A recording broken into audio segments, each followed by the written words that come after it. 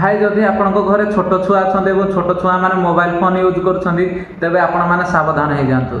Delhi AIIMS नुआ गवेषणार एक बड़ खुलासा होती कारण कम बयस अधिक स्क्रीन टाइम मोबाइल टीवी देखा छुआ मानक ऑटिज्म विपद बढ़ाई पारे।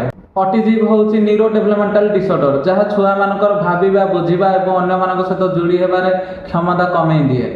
यार किसी प्रारंभिक लक्षण रोचे बिना मोबाइल फोन न खाइबा ना धरी जिते भी डाकिले न शुणा कथा कहबार विलंब होगा बारंबार गोटे प्रकार हरकत करवा।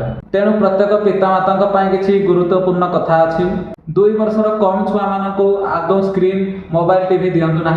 छुआ मान सहित आप अधिक समय बितातु और कथबार्ता हूँ। मोबाइल बदल आप खेलना और अलग कार्यक्रम एक्टिविटी सामिल करातु।